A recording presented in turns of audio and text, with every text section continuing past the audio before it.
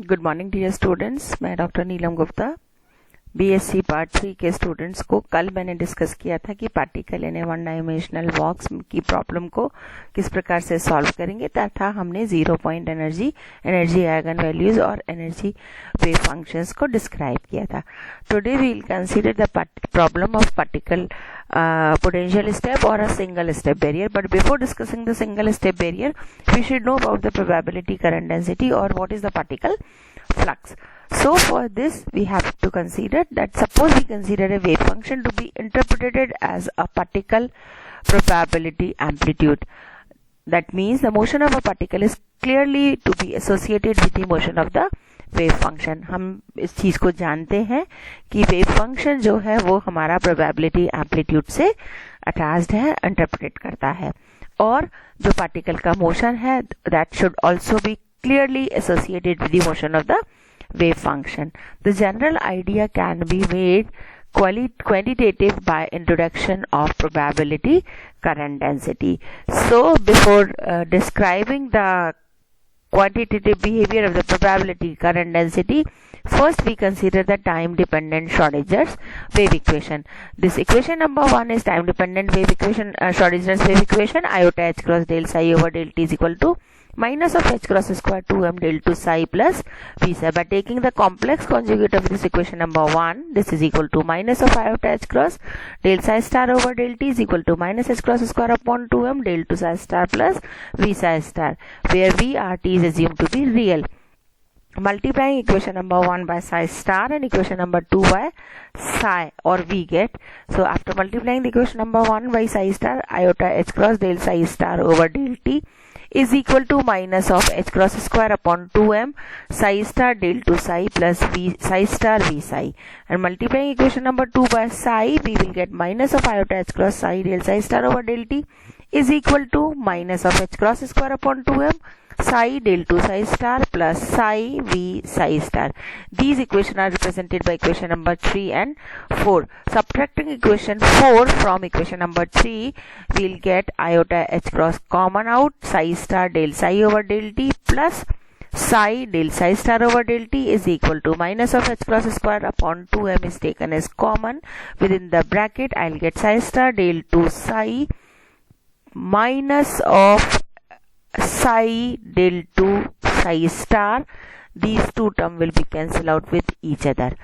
So I'll get psi star del psi over del t plus psi del psi star over del t is equal to minus of h cross upon 2 iota m psi star del 2 psi minus psi del 2 psi star, or del over del t psi star psi. By combining both these terms, we can write down del over del t psi star psi plus h cross upon 2 iota m del dot psi star del 2 psi del psi minus psi del psi star is equal to 0. This is represented by equation number 6. This equation is of the form of well-known equation of continuity in hydrodynamics, given as where P is the rho is the flow density and J is the fluid density. So this is equal to del over del rho over del T is equal to del dot J vector J, in which this rho is equal to psi star psi.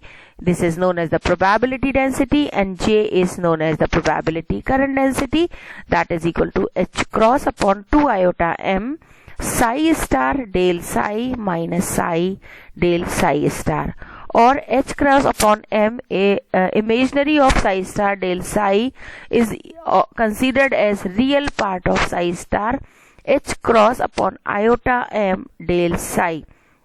Now this equation number 7 is very interesting. It is interest of the mentioned term minus iota h cross del. By multiplying this iota and dividing this iota, we'll get, because of this iota square, we'll get minus sign iota h cross del. This term represents the momentum operator P, and thus h cross upon iota m del is equal to P upon m. This will give you the velocity operator. So the current is equal to current density is equal to real value of real part of psi star V psi, and real part of psi star V psi will give you V. Thus J is the current for a beam of particle of unit density and velocity V. So by understanding this probability current density, now we consider the potential step or a single step barrier. When we consider a force field or a potential acting on a particle is zero everywhere except in a limited region, is known as potential step or a single step barrier. This is the pictorial behavior of the potential step. At this position the potential is changes. So in case of the potential step, the potential function undergoes only one discontinuous changes, which is corresponding to x is equal to 0. The particle is coming here where Vx is equal to 0. At x is equal to a, the particle is V is equal to V naught. The potential of the particle is V naught. So, and hence the potential function of a potential step can be represented mathematically as Vx is equal to 0 for x is less than 0, or Vx is equal to V naught for x is greater than 0. Now let us consider that a particle having energy E is incident on the barrier from the left. Classically हमने consider किया कि मान लो कण जो है वो हमारा initially left side से इंसिडेंट हो रहा है. क्लासिकली यदि हम कंसीडर करें E is greater than V naught, then under the root 2m E minus V naught will be positive and real. That means particle can penetrate this potential barrier and keep on moving with reducing kinetic energy in the positive x direction.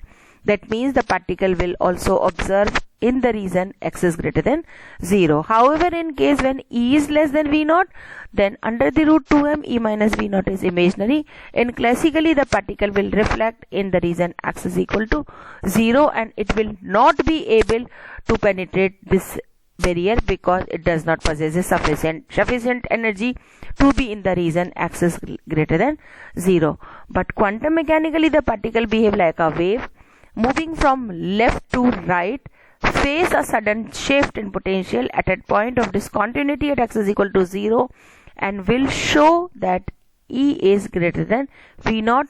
The particle may undergo partial reflection as well as partial transmission.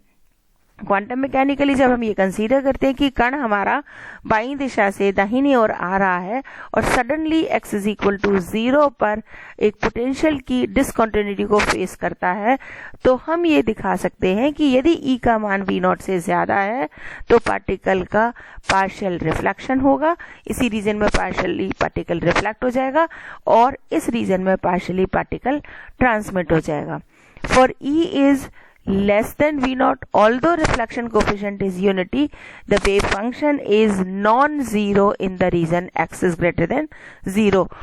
अगर मान लो कण की ऊर्जा E V naught से कम है तो हम ये जानते हैं कि रिफ्लेक्शन कोफिशिएंट जरूर हमें 1 के बराबर मिलता है, लेकिन इस रीजन 2 में भी वेव फंक्शन की वैल्यू 0 नहीं होगी, जो यह बताती है कि इस रीजन में भी पार्टिकल के प्रोबेबिलिटी ढूंढने की जो प्रोबेबिलिटी है वो फाइनाइट है.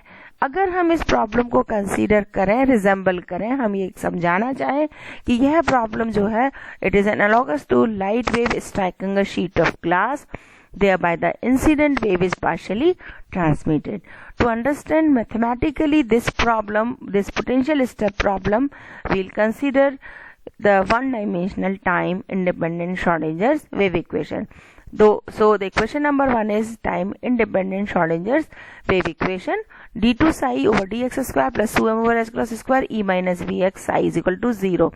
After solving this reason, before solving this equation, we'll consider two cases. The first case is when E is greater than V naught. If E is greater than V naught, that means for the reason x is less than 0, Vx is equal to 0. So this equation is reduces in this form, d2 psi over dx square plus 2m over h cross square e psi is equal to 0. And for the reason x is greater than 0, the equation number 1 is as equation number 3, where V is replaced by V naught. By substituting 2 under the root 2 me over h cross square is equal to k1, or under the root 2 me minus v naught upon h cross square is equal to k2. Substituting these values in equation number 2 and 3, we'll get equation number 2 and 3 as d2 psi over dx square plus k1 square psi is equal to 0 for the reason x is less than 0, or d2 psi over dx square plus k2 square psi is equal to 0. This is for the reason x is greater than 0. So now by solving equation number 4 and 5, the psi 1 is equal to, because these are the second order differential equation, the solution of these simple second order differential equation is a e raised to the power iota k1x plus b into e raised to the power minus of iota k1x for x is less than 0. Similarly, the wave function for the second reason, psi 2 is equal to c into e raised to the power iota x plus d into e raised to the power minus of iota k2x for reason x is greater than 0, where psi 1 and psi 2 are the wave functions in the reason 1 and 2 respectively. A, B, C and D are the constant and can be determined by the usual boundary conditions on the boundaries at psi or d psi over dx at the point of discontinuity in the potential at x is equal to 0. As we can observe in these two equations, the wave function is made up of two terms. The first term of the equation number 6 is represent the wave is traveling along the positive x-axis, and this is considered as the incident wave. And the second term in a wave is moving along the negative x-axis, and we can say this is the reflected wave at the interface in the region 1. Similarly, if we consider in equation number 7, the first term is again a wave is advancing in the positive direction of x-axis in the region 2, then we consider this as a transmitted wave, whereas the second term represents the wave moving in the negative direction of x-axis in the region 2, means the reflected wave in the region 2. As there occurs discontinuity in the potential only at x is equal to a in the region 2 and thereafter in the region 1, and thereafter there occurs no discontinuity. It means that the reflection will not take place in the region 2 and hence d is equal to 0. So consequently the second term of equation number 7 is discarded. So the equation number 7 is reduces in the form of equation number 8, that psi 2 is equal to c into e raised to the power iota k2x for the reason x is greater than 0. Alternatively, the constants a, b and c represents the amplitude of incident wave. This is represent the amplitude of reflected wave. This c represent the amplitude of the transmitted wave. These value amplitudes can be determined by using the boundary condition, which requires that the wave function and its derivative must be continuous at the boundary, where boundary is at x is equal to 0. So the first boundary is psi 1 is equal to psi 2 at x is equal to 0, and the second boundary condition is the derivative of this wave function psi 1 or the derivative of the wave function psi 2 should be continuous again at the boundary at x is equal to 0. Now by substituting x is equal to 0 in equation number 6 and 8 and equating psi 1 is equal to psi 2, what we will get? A plus b is equal to c. Now by differentiating equation number 6 and 8, we'll get del psi 1 over del x is equal to iota k1. Within the bracket, what I will get? A into e raised to the power k1x minus b into e raised to the power minus of iota k1 x, and after differentiating equation number 8, we'll get del psi 2 over del x is equal to iota k2 c into e raised to the power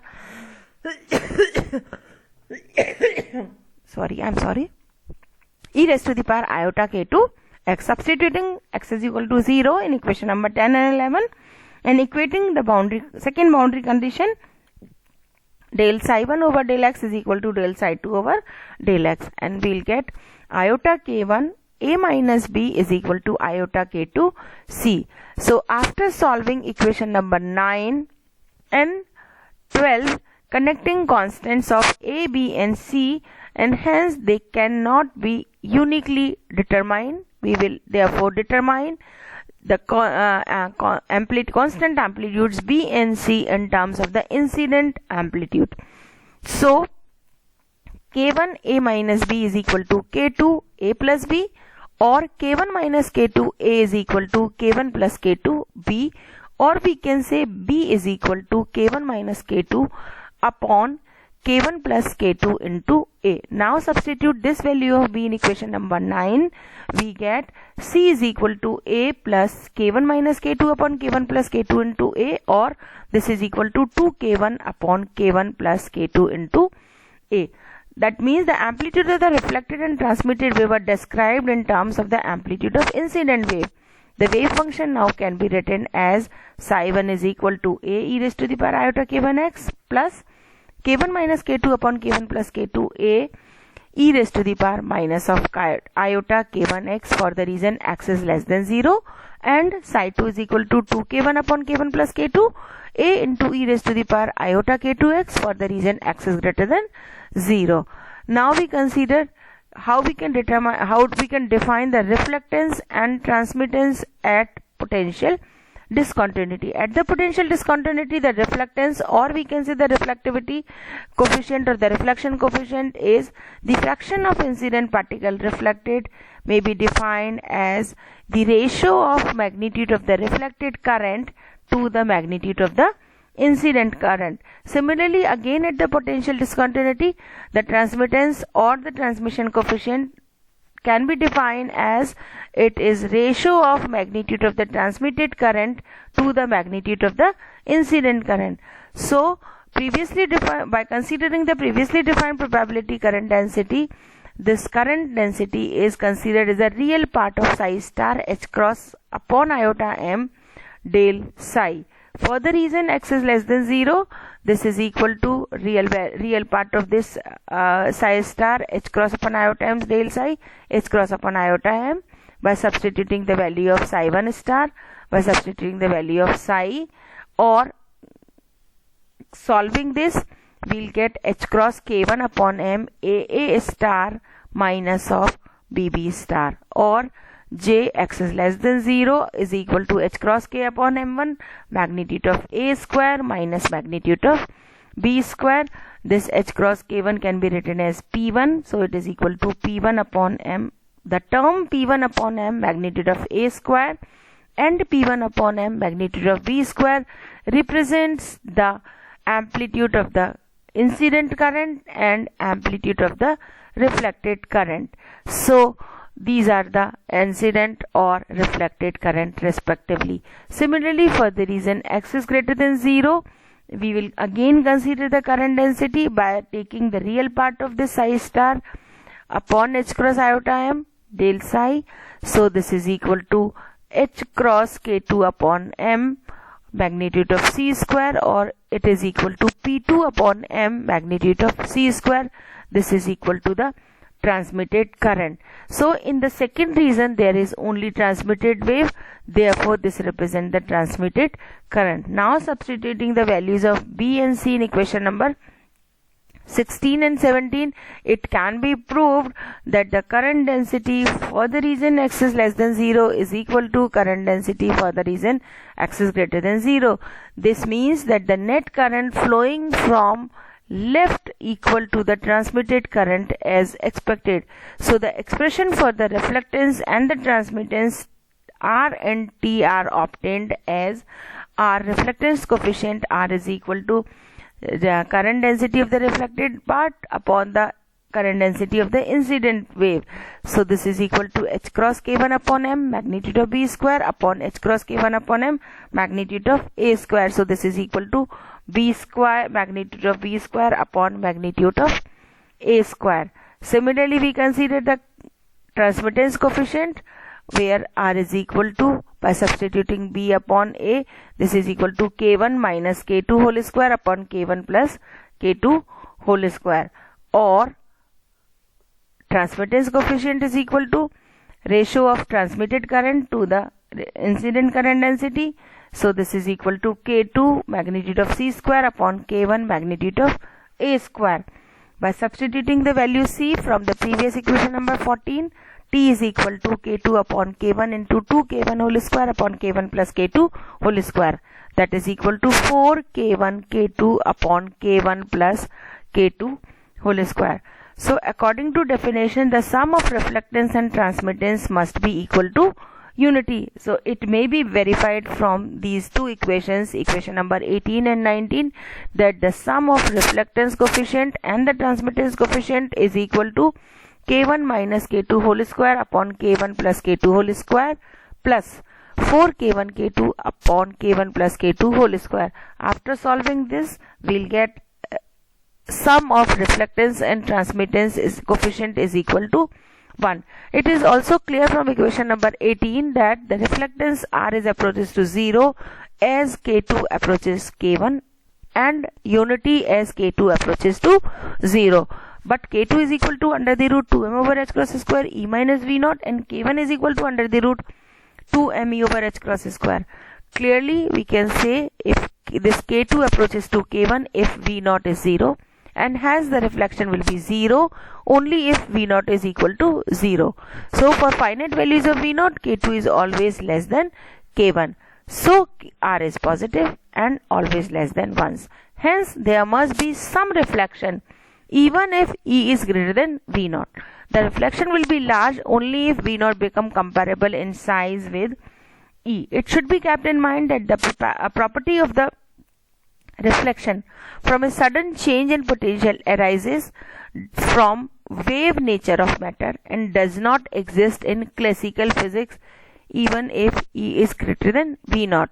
Thus, it may be concluded that the property of reflection from a sudden change in potential is purely A quantum mechanical effect. हमने इन सारी चीज़ों से ये देखा कि यदि मान लो हमारे पास क्वांटम मैकेनिकली कोई पार्टिकल को हम कंसीडर करते हैं तो क्वांटम मैकेनिकली पार्टिकल की इक्वल प्रोबेबिलिटी है कि पार्टिकल रिफ्लेक्शन के साथ साथ ट्रांसमिशन भी शो करेगा. लेकिन अगर हम क्लासिकली कंसीडर करें तो हम ये कह सकते हैं कि रिफ्लेक्शन की जो प्रॉपर्टी है वो सिर्फ एक प्योरली क्वांटम मैकेनिकल प्रभाव है. Thank you.